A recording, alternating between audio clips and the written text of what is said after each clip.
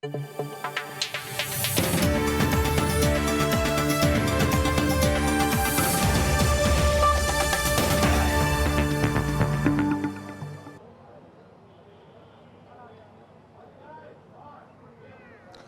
স্বাগত জানাচ্ছি সময় টেলিভিশনের বিশেষ আয়োজন নির্বাচনের পথচলা অনুষ্ঠানে।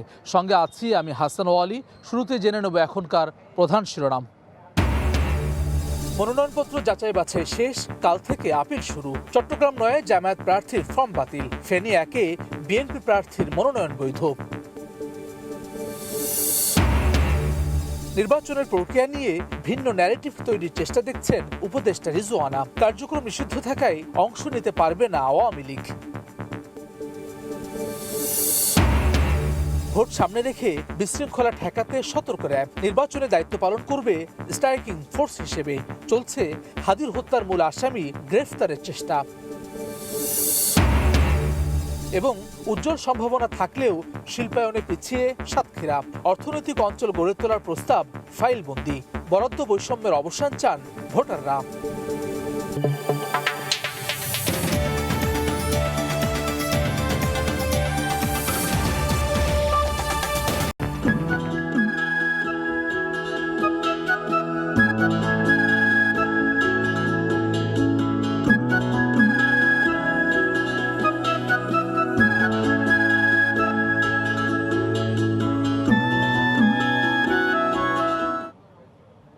সুন্দরবনের প্রবেশদ্বার, সাদা সোনার দেশ, রাজা প্রতাপাদিত্যের রাজধানী, নানান পরিচয়ে পরিচিত এই জনপদ। সুন্দরবনের অপূর্ব সৌন্দর্য দেখে যেমন সবাই মুগ্ধ হন, ঠিক তার বিপরীতেই সিডর, আইলা সহ আমপান সহ নানান দুর্যোগ দুর্বিপাকে বিপর্যস্ত এই জনপদ। দর্শক, নির্বাচনের পথচলায় আজ আমরা এসেছি উপকূলীয় জেলা সাতক্ষীরায়। 7টি উপজেলা নিয়ে গঠিত সাতক্ষীরায় রয়েছে 4টি সংসদীয় আসন। আমরা এই মুহূর্তে রয়েছি সাতক্ষীরা 2 সদর উপজেলার ঝাউডাঙ্গা এলাকায়। এখানে বেশ কিছু মানুষকে আমরা পেয়েছি, নানান শ্রেণী পেশার মানুষ, তাদের নির্বাচনী ভাবনা যেমন আমরা জানবো, একই সঙ্গে সাতক্ষীরার সংকট, সমস্যা এবং সম্ভাবনার গল্প কিন্তু তাদের কাছ থেকে আমরা শুনবো। আমরা জানি যে 12ই ফেব্রুয়ারি ত্রয়োদশ জাতীয় সংসদ নির্বাচন এবং একই সঙ্গে গণভোট। এই নির্বাচনকে ঘিরে যারা নবীন ভোটার, যারা প্রথমবার ভোট দেবেন, তাদের মধ্যে এক ধরনের উচ্ছ্বাস রয়েছে। আমরা শুরুতে একটু নবীন ভোটারদের সঙ্গে কথা বলতে চাই। নির্বাচন এবং গণভোট এই দুই মিলে আসলে কেমন প্রত্যাশা করছেন, নির্বাচন পরিবেশ কেমন দেখছেন এখন পর্যন্ত? নির্বাচন এবং গণভোট সম্পর্কে আমাদের তো অনেক আশা এবং প্রত্যাশা। বিশেষ করে দীর্ঘ 17 বছর আমরা এটা থেকে বিরত ছিলাম এবং আমরা কখনো স্বাধীনতার 54 বছরে আমরা সেইভাবে ভোটের যে আসল প্রত্যাশা সেটা আমরা কখনো বাস্তবায়ন করতে পারিনি। তো আমাদের ইচ্ছা হচ্ছে যে আমরা আমাদের স্বতন্ত্রভাবে আমাদের মনের যে ব্যক্তিগত যে আকাঙ্ক্ষা এবং আমাদের যে জেলা এবং আমাদের যে আসনের যে প্রার্থীরা যারা আমাদের সাতক্ষীরা বা আমাদের জেলাকে নিয়ে কাজ করতে হবে, ইতিবাচক ভূমিকা এবং স্থায়ী এবং অবকাঠামোগত উন্নয়নে ভূমিকা রাখবে, সেরকম ধরনের ব্যক্তিদেরকে আমরা নির্বাচিত করতে চাই। এবার আসি গণভোট নিয়ে। গণভোট নিয়ে আসলে আমাদের প্রত্যাশা জুলাই পরবর্তী। আমরা একজন জুলাই সংগঠক এবং তরুণ ভোটার হিসেবে বলতে চাই যে গণভোটটা আসলে আমাদের বাংলাদেশের পূর্বেও হয়েছে। সেই হিসাবে আমরা বলবো যে আমাদের 72 পরবর্তী যে সংবিধান ছিল, সেই সংবিধানের সংস্কারের এটা হলো বা জুলাই সনদ বাস্তবায়ন করাটা হলো গণভোট। এই গণভোটে 4টা বিষয় উল্লেখযোগ্য আছে। বিশেষ করে দ্বিকক্ষ বিশিষ্ট নির্বাচন, আমাদের নারীর ক্ষমতায়ন বৃদ্ধি এবং জাতীয় ঐকমত্য কমিশনে যে 30টা বিষয়ে উল্লেখ ছিল এবং সকল রাজনৈতিক দলগুলো একমত হয়েছিল, সেটাকে যেন পরবর্তীতে যে সরকার ক্ষমতায় আসবে সেই সরকার যেন বাস্তবায়ন করতে পারে। আর একটা বিষয় আসতেছে, সেটা হচ্ছে যে সংবিধান সংস্করণের বিষয়টা হবে শুধুমাত্র জুলাই বিপ্লবের পরবর্তীতে যে জুলাই সনদে যেটা উল্লেখ ছিল এবং সকল ছাত্র জনতা যেটাতে একত্রিত ছিল সেটা যেন বাস্তবায়ন হয়, এটা আর কি। তো এটা নিয়ে আমরা খুবই আশা রাখি যে ইন্টারিম গভর্নমেন্ট এটা বাস্তবায়ন করার উদ্যোগ নিয়েছে এবং একই সাথে যে আগামী 12ই ফেব্রুয়ারি যে নির্বাচন, এই নির্বাচনের দিনেই গণভোটটা কার্যকর হবে এবং এই গণভোট কার্যকরের মাধ্যমে 72-এর সংবিধান কিছুটা ইতিবাচক সংস্কার আসবে। সংবিধানে যাতে করে আর কোনোদিন স্বৈরতন্ত্র যাতে করে জেঁকে বসতে না পারে, সেটাই বলছিল আসলে। গণভোট তো একই সঙ্গে নির্বাচন এবং গণভোট কিন্তু এটিই প্রথম বাংলাদেশে। সেটি নিয়ে প্রচার প্রচারণা আসলে কেমন দেখছিল, বিশেষত গণভোটের? সাতক্ষীরাতে 26শে ডিসেম্বর 2025 সাতক্ষীরা শহীদ আব্দুর রাজ্জাক পার্কে সারা বাংলাদেশে গণভোটের যে গাড়ি ছিল সেটা এসেছিল এবং গণভোট সম্পর্কে সাধারণ মানুষকে সচেতন করা এবং জানানো যে আসলে গণভোটটা কী। সেই প্রচারণা থেকে আমরা যেটা জানতে পেরেছি, গণভোট হচ্ছে এমন একটা মাধ্যম যেখানে সাধারণ মানুষ তাদের সরকারকে নিজে থেকে নির্বাচন করতে পারে। এবং নির্বাচনের যে প্রক্রিয়া, আমরা সাধারণ যারা ভোটার তারা আমাদের প্রার্থীকে এমপিকে নির্বাচন করতে পারি এবং এমপি পরবর্তীতে আমাদের কথা জাতীয় সংসদে বলে। কিন্তু গণভোট এই একটা প্রক্রিয়া যেটাতে আমরা সরাসরি সরকারের বৈধতা নিশ্চিত করতে পারি। এই যে এই প্রক্রিয়াটা হচ্ছে সাধারণ মানুষের কাছে ইতিমধ্যে পৌঁছে গেছে এবং আশা করি গণভোটে হ্যাঁ জয়যুক্ত হয়ে বাংলাদেশে গণভোটে হ্যাঁ জয়যুক্ত হবে তেমন প্রত্যাশার কথা একজন বলছেন। আমি আরেকজনের কাছে ছোট করে একটু জানতে চাই, সাতক্ষীরায় 4টি সংসদীয় আসন রয়েছে, সব মিলে জমজমাটভাবে নির্বাচনী প্রচারণা কেমন দেখছেন এখন পর্যন্ত? বলো বলো, আমি তো এই বেশি কিছু জানি না। নির্বাচনী প্রচারণা একটু জানতে চাই, একজন তরুণ ভোটার রয়েছেন, আজ এখানে বেশ শীতের মধ্যে আসলে অনেকে এসেছেন এই নির্বাচনী প্রচার। জি, আপনার কাছে জানতে চাই সাতক্ষীরার 4টি সংসদীয় আসনে নির্বাচনী পরিবেশ কেমন এখন পর্যন্ত? আসসালামু আলাইকুম, আমি শিমুল বলছি ঝাড়ডাঙ্গা থেকে। নির্বাচনী যে প্ররোচনা খুবই ভালো ইনশাল্লাহ। এখন আমাদের এই চায়ের এবং কফির দোকানে যা দেখতে পাচ্ছি, খুবই একটা শান্তিপূর্ণভাবে পরিবেশ আছে আর কি। শান্তিপূর্ণ পরিবেশ আছে তেমনটি বলছেন। আমরা জানি যে সাদা সোনার দেশ বলা হয় সুন্দরবনকে, এখানে অপার সম্ভাবনা রয়েছে পর্যটন খাতের এই সাতক্ষীরায়। আমরা একটু কথা বলতে চাই শুরুতেই সাতক্ষীরার যেই পর্যটন এলাকা সেটি নিয়ে একটু কথা বলতে চাই, একই সঙ্গে কৃষি নিয়ে কথা বলতে চাই, মৎস্য নিয়ে কথা বলতে চাই। সুন্দরবনের তো আসলে বড় একটি অংশ সাতক্ষীরা জুড়ে আমরা জানি এবং এখানে একেবারে সড়ক পথে সুন্দরবনকে দেখা যায়। সেইখানে আসলে পর্যটন নগরী হিসেবে সাতক্ষীরা যতটুকু বিকশিত হওয়ার কথা ছিল, কতটুকু এখন পর্যন্ত আসলে হলো? সাতক্ষীরার জনমানুষের দাবি একটাই ছিল যে পর্যটন শিল্পটাকে সুন্দরভাবে গড়ে তুলতে হবে। এই গড়ে তোলার প্রথম অন্তরায় হয়েছে যোগাযোগ ব্যবস্থা এবং অবকাঠামো এবং আবাসিক যে হোটেল মোটেল রেস্ট হাউস দরকার, সেগুলো কোনোটাই এখানে না থাকার কারণে এই সুন্দরবনের যে পর্যটনের সম্ভাবনাময় এটা গড়ে ওঠেনি। এটা দ্রুত এগুলো যদি আমরা গড়ে তুলতে পারি, রাস্তাঘাট তৈরি করতে পারি, এখানে বিশেষ করে যে রেল যোগাযোগ ব্যবস্থাটা অনেক দিন ধরে চালু হওয়ার কথা রয়েছে কিন্তু আজকে অদ্যাবধি এখানে চালু হয়নি, যার কারণে এই সুন্দরবনে যাতায়াত ব্যবস্থাটা সুন্দর না থাকার কারণে অধিকাংশ পর্যটকরা এই সুন্দরবনে আসতে চায় না। তাছাড়া আমাদের এখানে সুন্দর একটা সি বিচ আছে, মান্দারবাড়িয়া সি বিচ নামে একটা সি বিচ পরিচিত। আমরা হয়তো অধিকাংশ মানুষ এটা জানি না, এটারও প্রচারও করার দরকার ছিল। কিন্তু যদি প্রচার হতো তাহলে দেখা যেত যে দেশি এবং বিদেশি পর্যটকরা অধিক পরিমাণে এখানে আসতো। এইটি তো দায়িত্ব প্রশাসনের দায়িত্ব রয়েছে, সেইখানে কি আপনারা প্রচারণা পান না এখন পর্যন্ত? না, আমরা প্রচারণা পাই নাই বলতে এরকম না, যে পরিমাণ প্রয়োজন সেই প্রয়োজনের তুলনায় খুবই কমভাবে প্রচার হয়। মুষ্টিমেয় কিছু মানুষ হয়তো জানতে পারে। এটা ব্যাপকভাবে সরকারি উদ্যোগে যে প্রচার মাধ্যমগুলো আছে, যে এই সুন্দরবনের সম্ভাবনাময় এগুলো এই প্রচার করতে পারলে দেশি বিদেশি পর্যটকের এখানে আকর্ষণ করা যেত, তাহলে এদেশের মানুষের, এই এলাকার মানুষের আয়ের সংস্থান হতো, কর্মসংস্থান হতো, অধিকাংশ মানুষ এখান থেকে জীবন জীবিকা নির্বাহ করতে পারত। যে আপনি বলছেন যার প্রচারণা বাড়ালে পর্যটন নগরী হিসেবে এটি বেশি গড়ে উঠতে পারতো। আমি একটু ছোট করে জানতে চাই যে আমরা জানি যে সুন্দরবনে বিভিন্ন সময় ভূমিদস্যু নিয়ে এক ধরনের আলোচনা আছে, বিশেষ করে জেলে যারা সেখানে আহরণ করে, যারা ওই জীবিকার সঙ্গে জড়িত, সেই পরিবেশটা এখন পর্যন্ত কেমন, নিরাপত্তা জায়গাটি কেমন আছে? আসলে নিরাপত্তা জায়গাটা আমাদের সাতক্ষীরায় যথেষ্ট ভালো এবং আজও পর্যন্ত এখানে কোনো বড় কোনো ক্রাইম হয়নি এখানে। ভূমিদস্যুদের এটা কেমন, ভূমিদস্যুদের বিচরণটা কেমন? না, আসলে সাতক্ষীরা আমাদের খুব সম্ভাবনাময় একটা, সুন্দরবনটা সম্ভাবনার একটা জায়গা, সেখানে অনেক কিছু করা যায়। এখানে ভূমিদস্যুদের এখানে কোনো রকম সবাই নিরাপদ আমরা ওই দিক দিয়ে। আর হচ্ছে যেহেতু আমি একজন ক্রীড়া সংগঠক, তো আমি বলতে চাই আমাদের এখানে একটা ক্রীড়া কমপ্লেক্স হওয়ার কথা ছিল দীর্ঘদিন ধরে। বিভিন্ন পলিটিক্যাল লিডাররা বা বিভিন্ন রাজনৈতিক লিডাররা বলে গেছে, এটা হয়ে যাচ্ছে। আমরা ক্রীড়া নিয়ে নিশ্চয়ই আপনার কাছে আবারও আসবো। আমরা আরেকটু কথা বলতে চাই যে সুন্দরবনকে ঘিরে যে বিপুল আসলে সম্ভাবনার জায়গা, সেটি আসলে সাতক্ষীরা এখন পর্যন্ত কতটুকু কাজে লাগাতে পারলো? এখানে তো পর্যটন নগরী হওয়ার সম্ভাবনা ছিল, নিরাপত্তার জায়গাটা আসলে কেমন, যারা বাইরে থেকে আসেন, সব মিলে কি পরিবেশ আসলে সুন্দরবনকে ঘিরে যে সম্ভাবনা সেটি কতটুকু সাতক্ষীরা কাজে লাগাতে পারলো? আসলে বিগত দিনের বৈষম্যর কারণে বিশেষ করে সাতক্ষীরা জেলা আমাদেরকে মৌলবাদ আখ্যা দিয়ে 17 বছর আমাদেরকে পিছিয়ে রাখা হয়েছে। কিন্তু আসলে আমরা যে রেমিটেন্স দেই, গভর্নমেন্টের একটা সীমাবদ্ধ টাকা কিন্তু আমরা সাতক্ষীরা থেকে দেই, কিন্তু সেই হিসাবে কিন্তু আমরা রাজস্ব উন্নয়ন পাই না। পায় না একটা মাত্র কারণে সাতক্ষীরা জেলা মৌলবাদ। আসলে আমরা সাতক্ষীরা জেলা একটি শান্তির জেলা, সাতক্ষীরা একটা আমরা শান্তিময় জায়গা, এবং বিশেষ করে সুন্দরবনে যে পর্যটন আছে সেই যাতায়াত ব্যবস্থা দীর্ঘ 17 বছর পরে এই 5ই আগস্টের পরে এই যে গভর্নমেন্ট আছে, এই গভর্নমেন্ট প্রায় 2000 কোটি টাকা বরাদ্দ দিয়েছে। আমি মনে করি এটা সাতক্ষীরাবাসীর একটি গর্ব। সাতক্ষীরা যিনি আমাদের দায়িত্ব আছেন তার মাধ্যমে আমরা 2000 কোটি টাকা পেয়েছি, যার উন্নয়ন অবকাঠামোটা চলছে। আমরা মনে করি এই রাস্তাটি বিশেষ করে আলিপুর থেকে যদি শ্যামনগর পর্যন্ত রাস্তাটি তৈরি হয় এবং কাজ শুরু হয়েছে, ইনশাআল্লাহ আমরা বলতে পারি সাতক্ষীরা সুন্দরবন যেহেতু একটা ম্যাঙ্গ্রোভ এবং বিশ্বের 7টি জায়গার মধ্যে সুন্দরবন একটি জায়গা, এবং আগামী দিন সাতক্ষীরা জেলা এবং সুন্দরবনের একটি সুন্দর নগরী এবং পর্যটন কেন্দ্র হবে, এটা আমরা বিশ্বাস করি। এবং সাতক্ষীরাবাসী এবং আগামী নির্বাচন যে গভর্নমেন্ট আসবে সেই গভর্নমেন্টের দিকে আরও সুনির্দিষ্ট নজর দেবে, এটা আমরা সকলে সাতক্ষীরাবাসী প্রত্যাশা করি। ধন্যবাদ আপনাকে। যেমনটা আসলে তিনি বলছিলেন যে এর আগে বৈষম্যের শিকার হয়েছে সাতক্ষীরা, তেমন অভিযোগ তিনি করছেন, এবং 5 আগস্ট পরবর্তী সময়ে কিছুটা উন্নতি হচ্ছে, আগামী দিনে নির্বাচিত সরকার আরও কাজ করবেন তেমন প্রত্যাশার কথা কিন্তু শুনছি।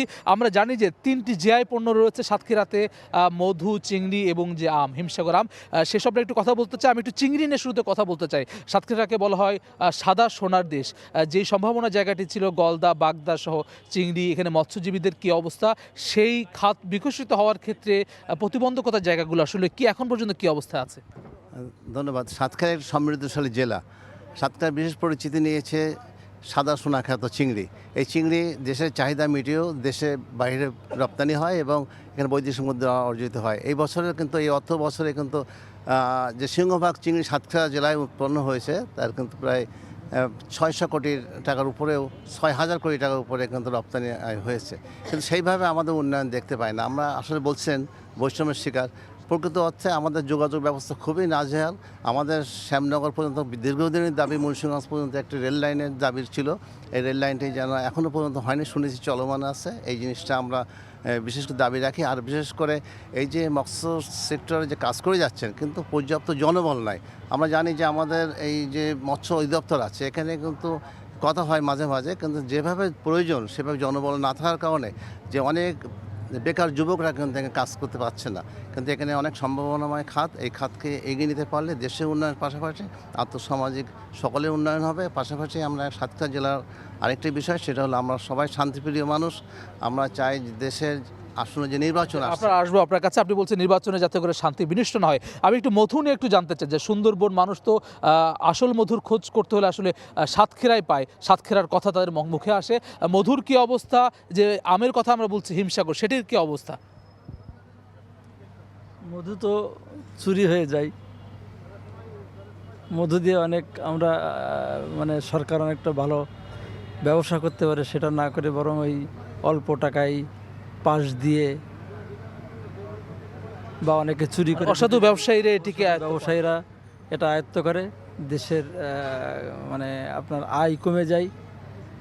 এক কথা হচ্ছে এগুলা ওই কীভাবে বলি, মানে সিন্ডিকেটের কথা বলছেন, আসলে সিন্ডিকেটের কথা বলছেন। আমরা একটু কথা বলতে চাই আমাদের সাতক্ষীরায় যিনি সময় টেলিভিশনে প্রতিনিধিত্ব করছেন, মমতাজ আহমেদ বাপি। আমরা কথা বলছিলাম জিআই পণ্য নিয়ে, কথা বলছিলাম সুন্দরবন নিয়ে, কথা বলছিলাম নানান সম্ভাবনার কথা বলছিলাম। একই সঙ্গে কিন্তু সবাই অভিযোগও করছেন যে যেভাবে বিকশিত হওয়ার দরকার ছিল সেটা এখন পর্যন্ত হয়নি। কারণটি আপনার কাছে একটু জানতে চাই। আপনি তো নিশ্চয়ই সম্পর্কিত প্রতিবেদন করেছেন অসংখ্য, প্রশাসনের তদারকিটি আসলে কেমন আসলে এই জায়গাটিতে? আসলে এই জেলাটি একটি সীমান্ত জেলা।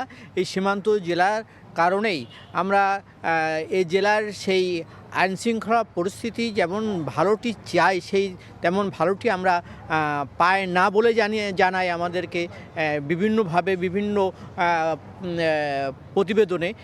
আমরা যে জিনিসটি বলতে চাই যে আমাদের এই সাতক্ষীরা জেলার পশ্চিমে সীমান্ত, দক্ষিণে হচ্ছে সুন্দরবন। আমাদের এই জেলাটি এমনই একটি উর্বর জেলা যে জেলায় কৃষিতে সমৃদ্ধ।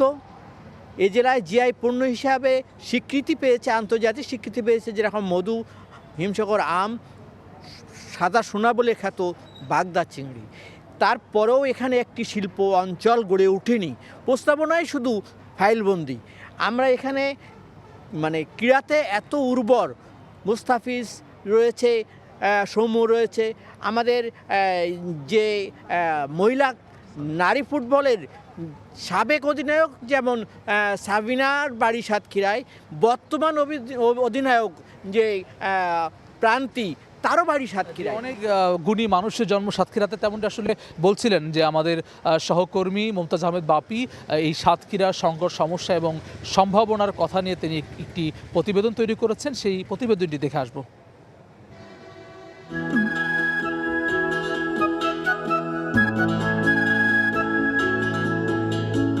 উর্বর মাটির সাতক্ষীরা ধান, চাল ও সবজিতে শুধু নয়, মাছ উৎপাদনেও যেমন উদ্বৃত্ত, তেমনি ক্রীড়াঙ্গনেও রেখেছে বড় ভূমিকা।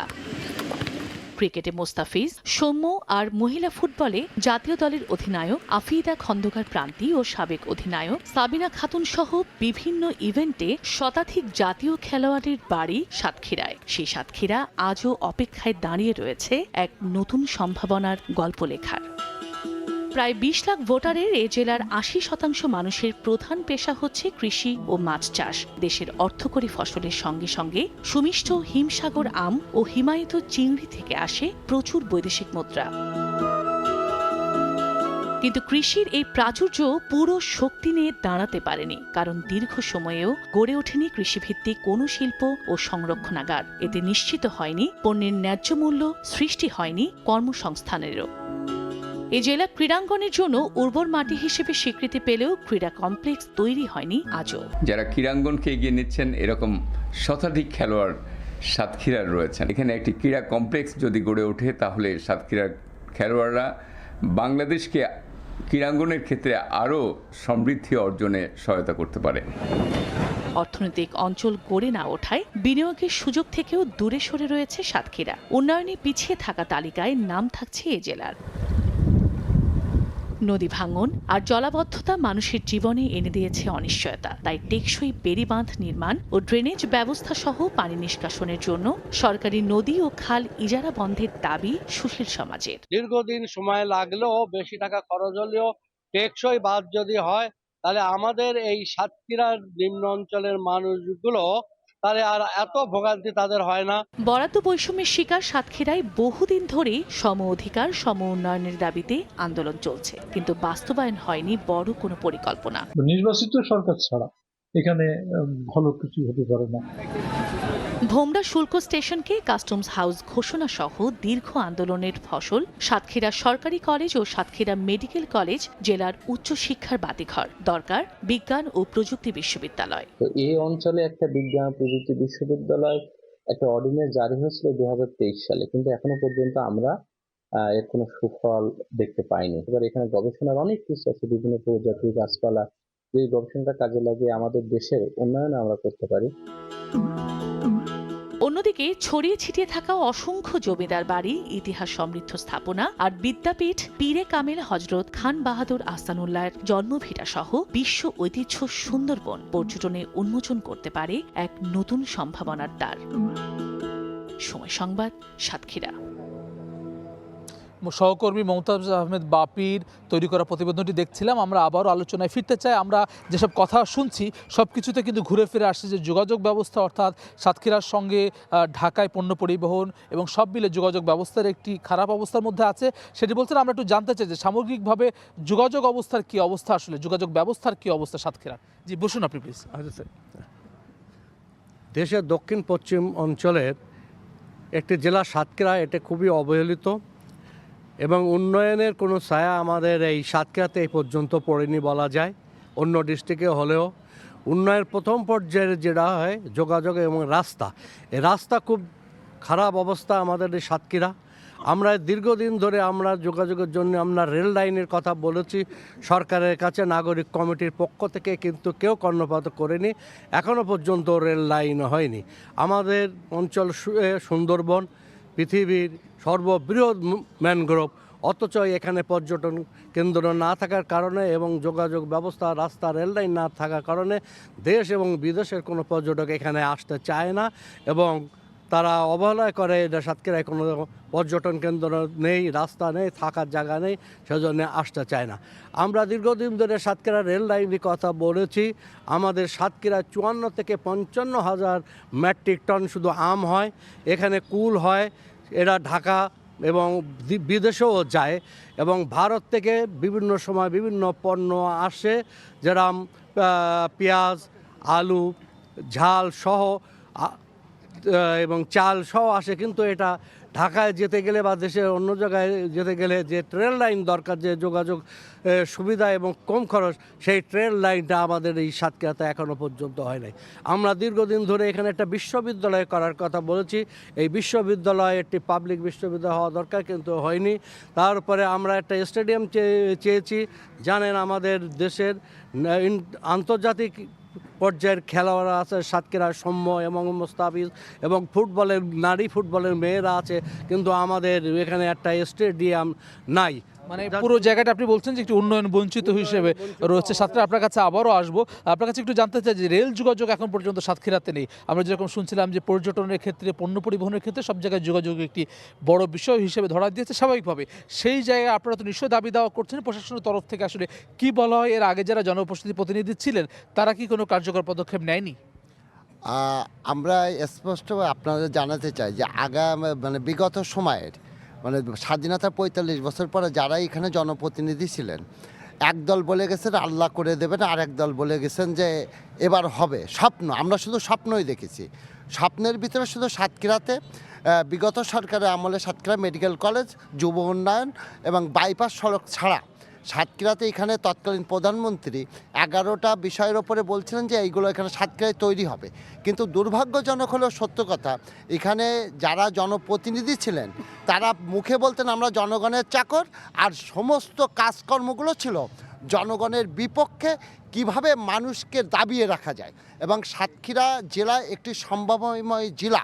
এই জেলায় ভোমরা বন্দর থেকে শুরু করে বাংলাদেশের 1/3 অংশ যে আপনার রাজস্বের 1/3 অংশ প্রায় সাতক্ষীরা থেকে যায়, যেখানে চিংড়ি থেকে যায়, যেখানে ভোমরা স্থলবন্দর থেকে যায়, সুন্দরবন থেকে যায়, আম থেকে যায়, বিভিন্ন ফসল থেকে যায়। মানে অর্থনৈতিক অঞ্চল হওয়ার একটি সম্ভাবনা ছিল, আপনি সেটাই বলছেন।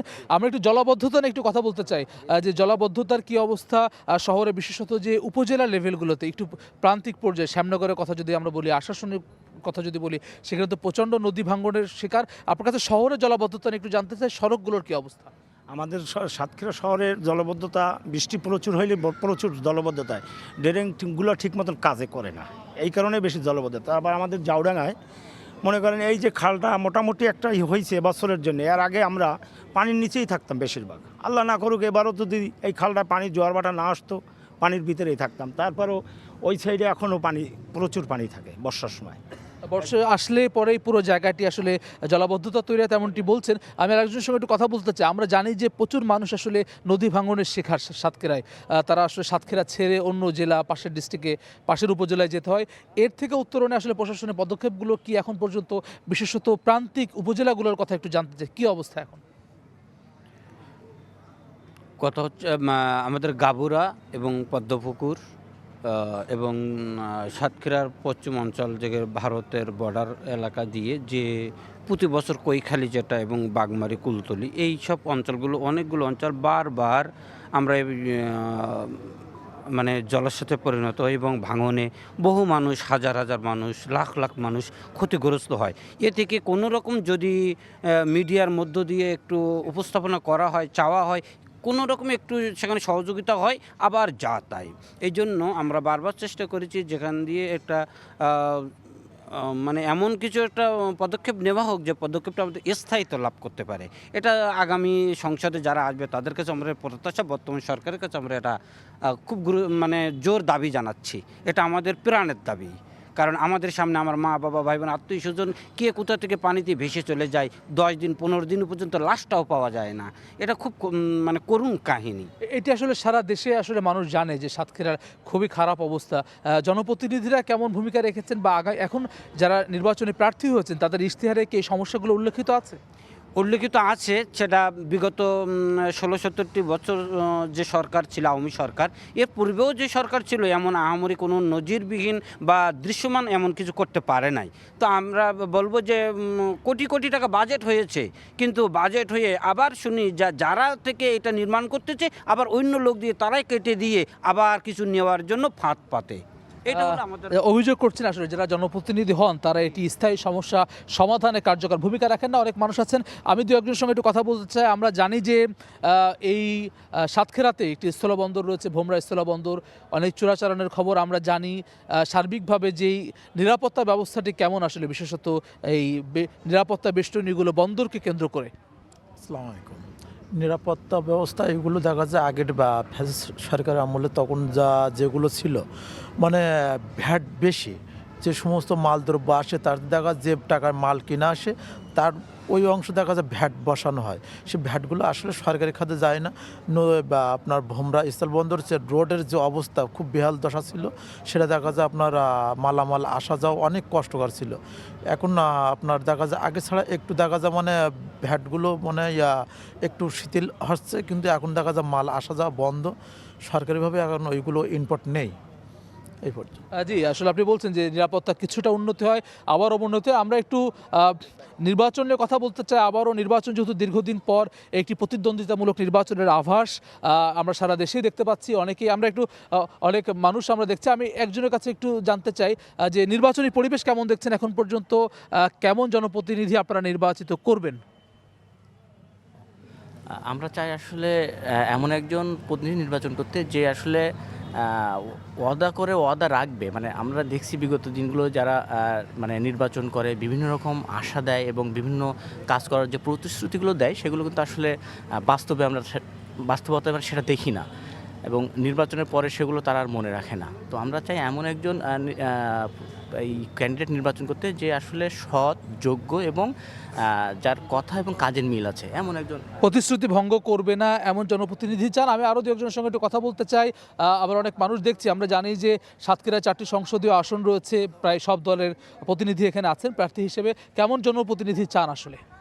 আসলে আমরা এমন একটি জনপ্রতিনিধি চাই যারা নির্বাচনের পরে আমাদের দিকে লক্ষ্য রাখবে, আমাদের যে রাস্তাঘাটের যে অসুবিধা আছে এই রাস্তাঘাটের সমস্যার কথা সংসদে তুলে ধরবে, এবং আমাদের দীর্ঘদিনের যে দাবি, আমাদের যে এই সাতক্ষীরায় একটা রেল লাইনের ব্যবস্থা করার দাবি ছিল, এই দাবিটা দীর্ঘদিন যাবৎ ধরে ওই পালে স্থগিত আছে। এই দাবিটা যেন আমাদের তুলতে পারে এমন মানুষই আমরা নির্বাচিত করব, এবং সে ইনশাল্লাহ আমাদের কথাগুলো জানাবে সংসদে। সুখে দুঃখে পাশে থাকবে এমন জনপ্রতিনিধি চান, এটি বলছেন। আপনার কাছে একটু জানতে চাই, নির্বাচনী পরিবেশ কেমন দেখছেন? মোটামুটি অবস্থায় নির্বাচনী এখনই পরিবেশ এখন উৎসবমুখর পরিবেশ তৈরি হয়নি, তবে আশা করা যাচ্ছে বিগত বছর হচ্ছে এবারে নির্বাচনটা একটু চমকপূর্ণ একটা নির্বাচন হবে আশা করা যায়। আমরা আশা করি যে বিগত যে সরকার যে নির্বাচনগুলো করে গিয়েছেন একটা প্রশ্নবিদ্ধ নির্বাচন, এবার যে নির্বাচনটা হচ্ছে এটা একটু উৎসবমুখর পরিবেশে হবে, আমরা এটাই আশাবাদী। আমরা জানি যে এখানে স্থলবন্দর রয়েছে, ভোমরা মানে সীমানা, বেশ খানিকটা সীমানা রয়েছে। সব মিলে সেখানকার পরিস্থিতি কেমন দেখেন? সব চোরাচালান বা আইনশৃঙ্খলা পরিস্থিতির সার্বিক পরিস্থিতি কেমন আসলে? আসলে বিষয়টা আপনি প্রশ্ন করছেন, এই বিষয়টা যে সার্বিক যে পরিস্থিতি এখনও পর্যন্ত ওরকম অকারেন্স কোনো ঘটনা ঘটেনি। প্লাস নেক্সট টাইম আমরা চাই প্লিজ। জি, আপনার কাছে একটু জানতে চাই যে আসলে সার্বিকভাবে এখন পর্যন্ত আইনশৃঙ্খলা পরিস্থিতি কেমন এই সাতক্ষীরা শহরের? বর্তমানে এখন সব কিছু ঠিকঠাক আছে। সব কিছু ভোটের আগ পর্যন্ত নির্ভর করবে মাঠের শৃঙ্খলা, সেনাবাহিনী বা প্রশাসনের তৎপরতা। এখনও পর্যন্ত সব কিছু ঠিকঠাক, খারাপ কিছু চোখে পড়েনি, বাকিটুকু লাস্ট পর্যন্ত দেখা যাবে। জি, অনেকে বলছেন যে আইনশৃঙ্খলা পরিস্থিতি কিছুটা ভালো আছে, মিশ্র প্রতিক্রিয়া আছে কিন্তু সেটি। আমি একটু জানতে চাই যে যেই সার্বিকভাবে সাতক্ষীরা শহরকে কেন্দ্র করে আগামী দিনে সাতক্ষীরা জেলাকে সামনের দিকে এগিয়ে নিয়ে যাওয়ার জন্য জনপ্রতিনিধি যারা নিশ্চয় সবার ইশতেহারে সেই ধরনের প্রতিশ্রুতি আছে, আপনি কেমন জনপ্রতিনিধি বেছে নেবেন? সৎ এবং যোগ্য, যারা দুর্নীতিমুক্ত একটি সমাজ ব্যবস্থা গড়তে পারবে, যারা যেখানে এদেশের সকল আমজনতার নির্ভয়ে কথা বলতে পারবে, এদেশের গরিব থেকে শুরু করে ধনী পর্যন্ত, শিক্ষিত থেকে অশিক্ষিত সকল শ্রেণীর লোক স্বাধীন মতামত পেশ করতে পারবে, এমন একটি জনপ্রতিনিধি আমরা চাই। যে জনপ্রতিনিধির ভিতরে কোনো দুর্নীতি থাকবে না, কোনো স্বজনপ্রীতি থাকবে না, এবং দেশ গড়ার অঙ্গীকার নিয়ে যারা এ দেশটাকে গড়তে চাই। দেশ গড়ার অঙ্গীকার যার মধ্যে থাকবে, স্বজনপ্রীতি থাকবে না, দুর্নীতিগ্রস্ত যিনি নন তেমন চান, সেটি বলছেন। আমরা আরেকজনের সঙ্গে একটু কথা বলতে চাই। অনেক মানুষ কিন্তু আজকের আড্ডায় জড়ো হচ্ছেন। সাতক্ষীরা নির্বাচন সামনে, একই সঙ্গে আমরা জানি যে সীমান্তবর্তী জেলা সাতক্ষীরা, এখানে ভোমরা স্থলবন্দরও রয়েছে। সব মিলে আইন শৃঙ্খলা পরিস্থিতিটা আসলে কীরকম, আসলে কেমন দেখছেন এখন পর্যন্ত? আইন শৃঙ্খলা মোটামুটি ভালো, নির্বাচনের অপেক্ষায় মানুষ আছে। সামনে 12ই ফেব্রুয়ারি যে নির্বাচন হবে, এই নির্বাচন নিরপেক্ষ সুষ্ঠু হবে এবং গণতন্ত্র প্রতিষ্ঠার ক্ষেত্রে সকলেই ভোট দেওয়ার জন্য অধীর আগ্রহে অপেক্ষা করছে। নির্বাচনী তফসিল ঘোষণার দিনেও মানুষ মনে করছিল যে ভোট হবে কিনা, একটা অনিশ্চয়তার ভিতরে ছিল। কিন্তু হাদি শহীদ হওয়ার পরে সারা বাংলাদেশের সকল রাজনৈতিক দল এক প্ল্যাটফর্মে এসে গেছে, সবাই ঐক্যবদ্ধ হয়েছেন, তেমনটা আসলে বলছে নির্বাচন করার ক্ষেত্রে সবাই ঐক্যবদ্ধ রয়েছে। দর্শক, আমরা জানি যে সারা দেশে নির্বাচনী হাওয়া বইছে।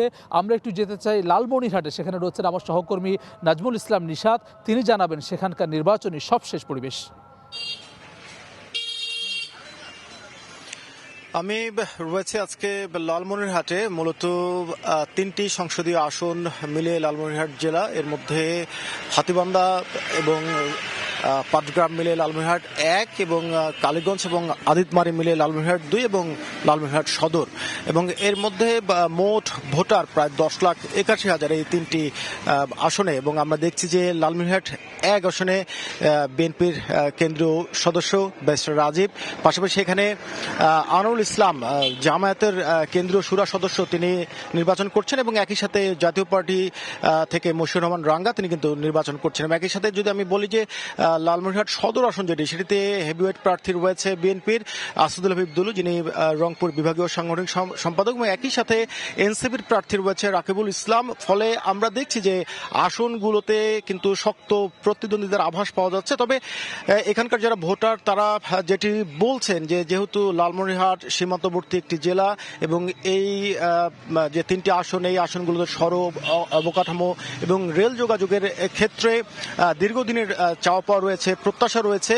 তারা গুরুত্ব দিচ্ছেন যেসব জনপ্রতিনিধি কিংবা যারা এই সমস্যাগুলো তাদের হলো যে নিজস্ব সমস্যা মনে করে, স্থানীয় সমস্যাকে জাতীয় সমস্যা মনে করে তারা সমাধানের প্রতিশ্রুতি দিবেন, এমন প্রার্থীকে কিন্তু তারা এবার বেছে নিতে চান। এবং আমরা দেখছি যে প্রার্থীদের পক্ষ থেকে যদিও এখনো নির্বাচনী প্রচারণা শুরু হয়নি, তবে কেবলমাত্র যাচাই বাছাই শেষ হয়েছে, তবে আমরা প্রার্থীদের পক্ষ থেকেও কিন্তু আমরা দেখছি যে ভোটারদেরকে তারা প্রতিশ্রুতি দিচ্ছেন যে স্থানীয় যে উন্নয়নগুলো রয়েছে, শিক্ষা, স্বাস্থ্য, অবকাঠামো থেকে শুরু করে যে বিভিন্ন ধরনের উন্নয়ন রয়েছে, সেইগুলো তারা কিন্তু বাস্তবায়ন করবেন। তবে ভোটারদের পক্ষ থেকে একটি কথাই বলা হচ্ছে, যারা শুধু প্রতিশ্রুতি দিচ্ছেন সেটি নয়, যারা মূলত বাস্তবায়ন করবেন নির্বাচনের আগে শুধু নয়, নির্বাচনের পরেও যারা ভোটারদের কাছাকাছি থাকবেন, এমন প্রার্থী কিন্তু তারা বেছে নিতে চান। এবং আমি আপনাকে জানিয়ে রাখি যে 3টি সংসদীয় আসন, এই 3টি সংসদীয় আসনে কিন্তু আমরা হাড্ডাহাড্ডি লড়াইয়ের কিন্তু আভাস পাচ্ছি। তো সবকিছু মিলিয়ে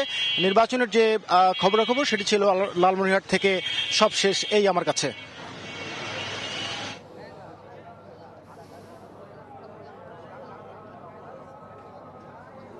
সহকর্মী নাজমুল ইসলাম নিশাত জানাচ্ছিলেন লালমনিরহাটের নির্বাচনের খবর। আমরা আবারও ফিরতে চাই সাতক্ষীরায়। দর্শক, আমরা জানি যে সাতক্ষীরা আসলে বেশ কিছু সমস্যার মধ্যে থেকে কিন্তু মানুষকে যেতে হয়। তার মধ্যে মোটা দাগে, যেটি জলবায়ু পরিবর্তনের একটি কুফল, মোটা দাগে সাতক্ষীরায় পড়েছে। এই এলাকার মানুষে লবণাক্ততার পরিমাণ এত বেশি, সুপেয় পানির যেমন সংকট রয়েছে, নারী শিশু সবাই কিন্তু সংকটের মধ্যে রয়েছে। আপনার কাছে একটু জানতে চাই, আমরা জানি, আমরা খবরের মাধ্যমে জানি, বিভিন্ন মাধ্যমে জানি যে এখানে নারীদের জরায়ু ক্যান্সারের মতো এত কঠিন অবস্থার মধ্যে পড়তে হয় লবণাক্ততার কারণে। এখন আসলে কি অবস্থা আছে জলবায়ু পরিবর্তনের, ফলাফলটা আসলে সাতক্ষীরায় কেমন? জলবায়ু পরিবর্তনের কারণে, যাকে আমরা বিশ্ব উষ্ণায়ন বলি, বরফ গলে নদীর এবং সাগরের উচ্চতা বাড়ছে। সঙ্গত কারণেই এই সাতক্ষীরা সমুদ্র উপকূলের যে জেলা, এই জেলারও পানির যে উচ্চতা সেটা কিন্তু খুব মারাত্মকভাবে উপরে উঠে যাচ্ছে এবং জেলা নেমে যাচ্ছে। দক্ষিণাঞ্চলের একটি বিশাল অঞ্চল কিন্তু এই পানি দ্বারা প্লাবিত হচ্ছে। এখানে 60-এর দশকে যে অবদাহ হয়েছিল, সেই অবদায় এখন অনেকটা অকার্যকর।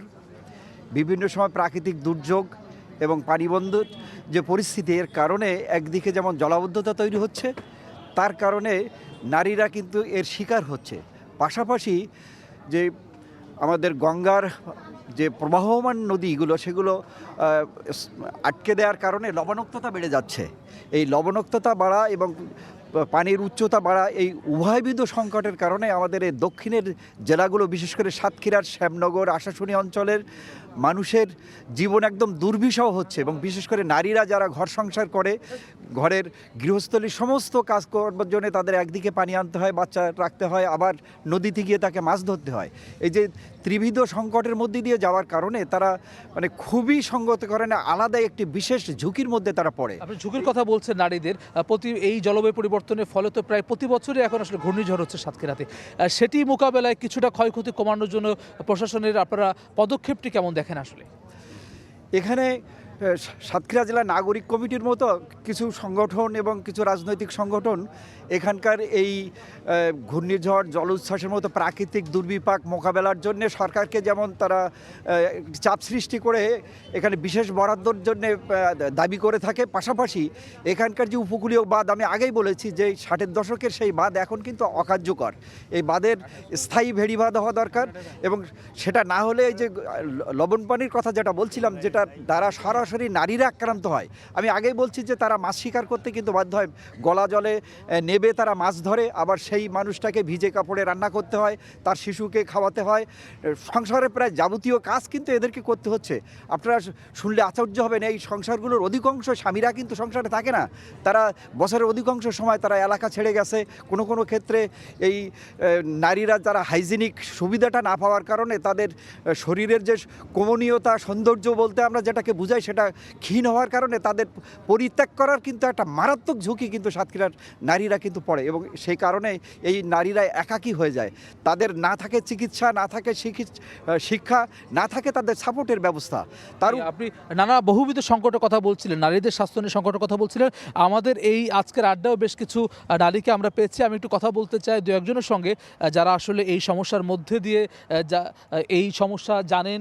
আমি একটু কথা বলতে চাই আপনার সঙ্গে যে বিশেষত শ্যামনগর, আশাশুনি এলাকাতে নারীদের স্বাস্থ্য নিয়ে ভয়াবহ ঝুঁকি তৈরি হয়েছে, নারী, শিশু। প্রশাসনের তরফ থেকে আসলে কেমন ধরনের কাজ চলছে, কেমন করছে, এবং এটি থেকে উত্তরণের পথ আপনারা কি মনে করেন? শ্যামনগরের দিকের লোকে এই প্রত্যন্ত এলাকাগুলোতে সাতক্ষীরার যে নারীদের স্বাস্থ্য নিয়ে নানান ধরনের জটিলতার কথা আমরা জানি।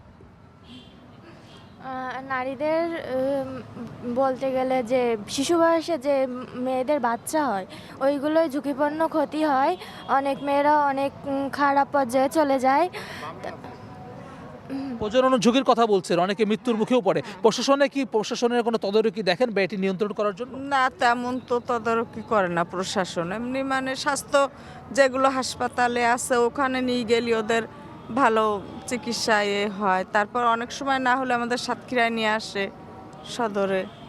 মানে আমি একটু আপনার কাছে একটু আসতে চাই যে আমার সহকর্মী বাপি, আপনার কাছে একটু আসতে চাই যে আমরা নারী স্বাস্থ্য নিয়ে কিন্তু আসলে সবসময় শুনি যে একটি ভয়াবহ অবস্থা সাতক্ষীরাতে, বিশেষ করে প্রজনন করার ক্ষেত্রে একটি সমস্যার মধ্যে তারা পড়ে।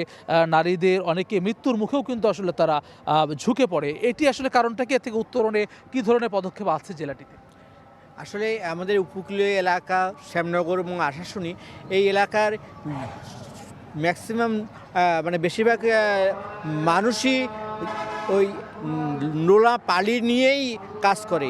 এই নোনা পানির কারণেই তাদের নানা রকম পানিজনিত রোগ, যেমন চুলকানা, পাতলা সহ বিশেষ করে নারীদের জরায়ু ক্যান্সারটা একটা ভয়াবহ আকার ধারণ করে, যার থেকে অনেকেই মৃত্যু পথে চলে যায়। আমরা এই ব্যাপারে প্রশাসনের হস্তক্ষেপ কামনা করি। আমরা চাই যে স্বাস্থ্য সেবাকে নিশ্চিত করতে, নারীদের এই স্বাস্থ্যসেবা নিশ্চিত করার খুবই জরুরি। বিশেষ করে প্রজনন এবং এই যে জরায়ু ক্যান্সার, এটা একটা মারাত্মক ব্যাধি আকারে দেখা দিয়েছে সাতক্ষীরায় এই উপকূলীয় অঞ্চলগুলোতে। এই উপকূলীয় অঞ্চলের এই সমস্যার সমাধানে অবশ্যই একটা ব্যর্থতা আছে বলে আমি মনে করি এই স্বাস্থ্য বিভাগকে এখান থেকে ফিরে আসা দরকার। এই স্বাস্থ্য বিভাগের কারণেই কিন্তু আমাদের দুইটা আরও কার্যকর করা দরকার স্বাস্থ্য বিভাগ। আপনার কাছে আবার আসবো বাপি, আমি একটু ছোট করে একটু কথা বলতে চাই। আমরা প্রতি বছর যখন আসলে ঘূর্ণিঝড়ের কবলে পড়ে, বিশেষত সাতক্ষীরা, তখন প্রশাসনের নানান রকমের তদারকি দেখি, কিন্তু ক্ষতিপূরণের ওয়াদা আমরা দেখি, প্রতিশ্রুতি দেখি। বছর শেষে ক্ষতিপূরণের জায়গাটি কেমন? কৃষকরা যারা ক্ষতিগ্রস্ত হন, মৎস্যজীবী যারা ক্ষতিগ্রস্ত হন, ক্ষতিপূরণটা আসলে কেমন পান, আসলে আদৌ পান কিনা? ধন্যবাদ আপনাকে আজকে প্রোগ্রামের জন্য। মূলত সাতক্ষীরা সুন্দরবন অববাহিকায় অবস্থিত। কিন্তু সবচেয়ে দুঃখের বিষয় হচ্ছে যে জেলায় একসময় আবাদ কেটে মানুষ তার বসতি স্থাপন করেছে, সেই জেলার ক্রমবর্ধমান জনসংখ্যার চাপে, ঘনবসতির চাপে যে এক শ্রেণীর মানুষ ভূমিহীন হয়ে পড়েছে, অসহায় হয়ে পড়েছে। কৃষি ব্যবস্থা কিছু শ্রেণীর মানুষের হাতে পুঁজি জমি চলে গেছে, আর বেশিরভাগ মানুষ দরিদ্র অসহায় হয়ে পড়েছে। তো আমরা চাই যে এই যে গতানুগতিক যে গণতান্ত্রিক ব্যবস্থা, এই ব্যবস্থাকে পরিবর্তন করে একটা সমাজ পরিবর্তন করতে হবে এমনভাবে যেন প্রত্যেক কৃষক অন্তত 3 বিঘা করে জমি পায়।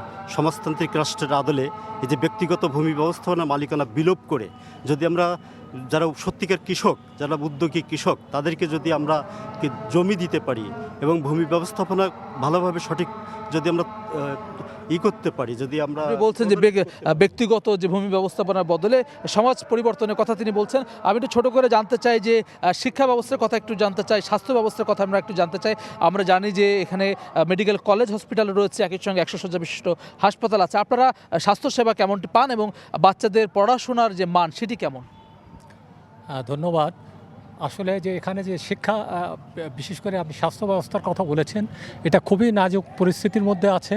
এখানে মেডিকেল কলেজ আছে, কিন্তু মেডিকেল কলেজের লোকবল বলে কিছুই নেই, সারা বছর ওষুধ থাকে না, এবং যে মেডিকেল কলেজের আপনি দুপুর 2টোর পরে সেখানে কোনো চিকিৎসা ব্যবস্থা আছে বলে আমার মনে হয় না। সেখানে ইন্টার্নি যেসব ডাক্তার আছে দুপুর 2টোর থেকে পরের দিন সকাল 8টা পর্যন্ত সেই সব ডাক্তাররাই ওখানে চিকিৎসা দিয়ে থাকেন। অধিকাংশ রুগী মেডিকেল কলেজে গেলেই তাদেরকে বাইরে, বিশেষ করে খুলনা বা ঢাকায় তাদেরকে পাঠানো হয় উন্নত চিকিৎসার নামে।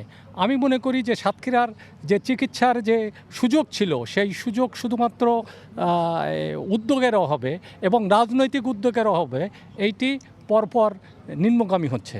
রাজনৈতিক উদ্যোগের কথা বলছেন একজন, রাজনৈতিক উদ্যোগ যথাযথ না থাকার ফলে আসলে নিম্নগামী হচ্ছে। আমরা আরও একটু কথা বলতে চাই, শিক্ষা নিয়ে আমরা কথা বলছিলাম, স্বাস্থ্য নিয়ে একটু কথা বলছিলাম। আপনার কাছে জানতে চাই যে এখানে তো বেশ কিছু সরকারি কলেজ রয়েছে, স্বাস্থ্য ব্যবস্থার আমরা জানি যে হসপিটাল রয়েছে, সব মিলে আসলে কেমন সেবা আসলে আপনারা পান? বিসমিল্লাহির রহমানির রহিম। প্রথমে সময় টিভিকে ধন্যবাদ আজকে আমাদের এই সাতক্ষীরা জেলায় আসার জন্য, এবং আজকে যে প্রোগ্রামটা হচ্ছে এর থেকে সবাইকে আমি ধন্যবাদ জানাচ্ছি। স্বাস্থ্যর বিষয়ে কি বলবো, আমাদের এখানে আজ মেডিকেল কলেজ আছে, সদর হাসপাতাল আছে, কিন্তু প্রকৃতপক্ষে যে চিকিৎসা সেটা আমাদের সাতক্ষীরা জেলার লোক আগাগোড়াই বঞ্চিত। কেননা আমার মনে হয় 80-81 সালে আমাদের এক সময় মনসুর আহমেদ বস্ত্রমন্ত্রী হয়েছিল, তারপরে যেই আসছে আমাদের সদর আসনে এমপি, সেটা সরকারি দলের না, বিরোধী দল থেকে আসে, যার জন্য সাতক্ষীরা জেলা আগাগোড়াই অবহেলিত। তাই এখন স্বাস্থ্যের বিষয়ে যেটা জানতে চাচ্ছেন আপনারা, এখন হাসপাতালগুলো গেলি বলে এই টেস্ট করো, ওই টেস্ট করো, ওই ক্লিনিকে যাও, এই ক্লিনিক তাদেরকে একটা ক্লিনিকের 800 থেকে 100 টাকা ভিজিট, কিন্তু অনেক বেশি খরচ। তারা এমনও লোক আছে তারা 800 কি 500 টাকা কি 1000 টাকা ভিজিটও আছে আমাদের সাতক্ষীরায়। তারপরেও দেখা গেছে অনেক দূর দূরান্ত শ্যামনগর, আশাশুনি থেকে আসছে, কিন্তু একটা রুগীকে দেখানোর জন্য তাকে ঘন্টার পর ঘন্টা বসে থাকতে হয়। কিন্তু সেখানে তাদের সেই ট্রিটমেন্ট বা আজকে পরীক্ষা দিলে 5টা কি 7টা, তারপরের দিন ওইটা আবার রিপোর্ট সঠিকভাবে পাচ্ছে না, আপনি সেটা বলছেন, নানা ধরনের আমলাতান্ত্রিক জটিলতা। আপনার কাছে ছোট করে একটু জানতে চাই যে স্বাস্থ্য ব্যবস্থার নানান অভিযোগের কথা বলছিলেন, যারা জনপ্রতিনিধি হিসেবে প্রার্থী হয়েছেন, জনপ্রতিনিধি হতে চান, তাদের ইশতেহারে কি বিষয়গুলো আছে কিনা সমাধানে? মানে এখানে এটা আশ্বস্ত করছে যে স্বাস্থ্য বা সেবা দেখা দেওয়ার জন্য যেগুলো মানে অবকাঠামো আছে সেগুলো আবার উন্নয়ন করবে, এই মানে আশ্বস্ত করছে। জি ধন্যবাদ। যেমনটা আসলে শুনছিলাম, আমরা একটু কথা বলতে চাই যে নারী নিরাপত্তার কথা বলতে চাই, ক্রীড়াঙ্গনের কথা বলতে চাই। আমরা জানি যে এই জেলা থেকে অনেক জাতীয় লেভেলে অনেকে খেলেন, মুস্তাফিজের কথা আমরা জানি, সৌম্যের কথা আমরা জানি। আপনার কাছে একটু জানতে চাই সার্বিকভাবে ক্রীড়াঙ্গনের কি অবস্থা সাতক্ষীরায়? জি ধন্যবাদ। ক্রীড়াঙ্গনের আসলে সাতক্ষীরা বাংলাদেশের মধ্যে দ্বিতীয় অবস্থানে আছে। এটা হচ্ছে এখানে 100-এর অধিক আমাদের ন্যাশনাল পর্যায়ের প্লেয়াররা আছে, এবং বর্তমানে প্রায় 60-এর অধিক প্লেয়ার তারা রানিং খেলছে। প্রশাসনের পদক্ষেপ কেমন? আরও বেশি খেলোয়াড়? প্রশাসনরা অবশ্যই এদেরকে সম্মাননা বা সম্মাননা দিয়ে থাকে সবসময়, যতবারই খেলে আসে তারা দেখা করতে যায়, তারা এখানে জেলা প্রশাসক বা পুলিশ সুপার তারা তাদের সম্মাননা দেন। এবং এখানে রবিউল ইসলাম শিপলু, সৌম্য, মোস্তাফিজ, মৃত্যুঞ্জয়, এই এলাকারই সন্তান মৃত্যুঞ্জয়, তারপর হচ্ছে আশিকুর রহমান, আশিকের ন্যাশনাল ক্রিকেটার, এবং নারী যারা আছে, নারী দলের ক্যাপ্টেন সাবিনা, মাসুরা আছে নারী দলের প্লেয়ার, এবং পরবর্তী যে ক্যাপ্টেন হয়েছে ন্যাশনাল দলের সে হচ্ছে অনেক গুণী মানুষ রয়েছেন। আপনি বলছেন যে যদি প্রশাসনের তদারকি থাকে, শিরিন আক্তার পরপর 16 বার চ্যাম্পিয়ন বাংলাদেশের, মানে প্রশাসনের আরও বেশি সহযোগিতা পেলে পরে এটি নিশ্চয়ই এই জায়গাটি আরও বাড়বে সাতক্ষীরা, তেমনটি কথা বলছেন। আমরা একটি কর্মসংস্থান নিয়ে কথা বলতে চাই। সাতক্ষীরা অর্থনৈতিক অঞ্চল করার এক ধরনের কথা আমরা জানি, সেটি কতটুকু নিশ্চিত হচ্ছে আমরা কর্মসংস্থানে একটু কথা বলতে চাই। সাতক্ষীরাতে আসলে সরকারি বেসরকারি প্রতিষ্ঠানে কর্মসংস্থানের সুযোগ আসলে কেমন, ছোট করে একটু বলবেন। সাতক্ষীরাতে আসলে কর্মসংস্থানের সুযোগ অতটা বেশি নেই বললেই চলে, কারণ আমাদের সাতক্ষীরাতে যে প্রতিষ্ঠানগুলো রয়েছে তার মধ্যে যুব উন্নয়ন ইনস্টিটিউট একটা, টিটিসি আছে, এবং আমাদের নতুনভাবে যেটা তৈরি হয়েছে আমাদের সাতক্ষীরা মেডিকেল কলেজ। এই নির্বাচনে যারা প্রার্থী হয়েছেন তাদের কাছে কি এই প্রতিশ্রুতি পাচ্ছেন যে তারা আসলে পরে কর্মসংস্থান তৈরি করবে? এখন পর্যন্ত এই প্রতিশ্রুতি আমরা যতটুকু পাচ্ছি ততটুকু আমরা মনে করি আশানুরূপ হচ্ছে না। আশানুরূপ প্রতিশ্রুতি তারা পাচ্ছেন না, আরও বেশি স্পেসিফিক প্রতিশ্রুতি চান তারা। আমি আপনার কাছে আরেকটু আসতে চাই যে সাতক্ষীরাতে আসলে আমরা জানি যে অর্থনৈতিক অঞ্চল করার এক ধরনের ব্যবস্থাপনা ছিল, অনেক জায়গায় আমরা নারী উদ্যোক্তা তৈরি দেখি, সব মিলে আসলে সাতক্ষীরাতে কি অবস্থা রয়েছে এখন? আসলে সাতক্ষীরা, ধন্যবাদ।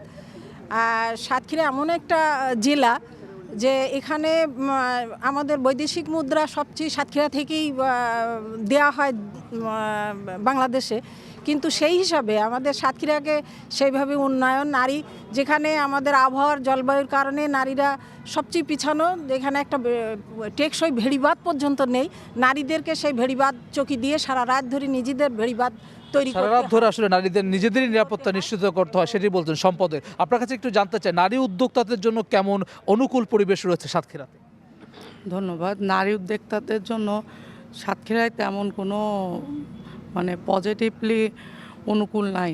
মনে করেন যারা নারী উদ্যোক্তা এরা বিভিন্ন সংস্থা থেকে লোন টোন উঠে নিজেরাই যেটুকু কাজকাম করে, এছাড়া কোনো অনুদান বা কোনো কিছুই নাই, সেরকম প্রণোদনা নেই, সেরকম কথা বলছেন। আমরা আরেকটু আপনার কাছে আসতে চাই যে অর্থনৈতিক অঞ্চল করার এক ধরনের কথা আছে, সেই সম্ভাবনা জায়গাটি কেমন, প্রার্থীদের কাছে তেমন প্রতিশ্রুতি কেমন দেখছেন, আপনাদের প্রত্যাশার কথা? প্রার্থীরা প্রতিশ্রুতি দিচ্ছে এবং তারা তো মাঠে এখন সেইভাবে নামেননি, সবাই শুটিং হয়ে গেল।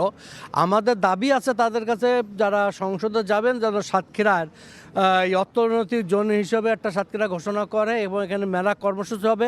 এবং আমাদের আরও একটি খুবই দুঃখজনক চালু textile mill, Sundarban textile mill, যেখানে কয়েক হাজার শ্রমিক ছিল, এটা বন্ধ হয়ে গেছে।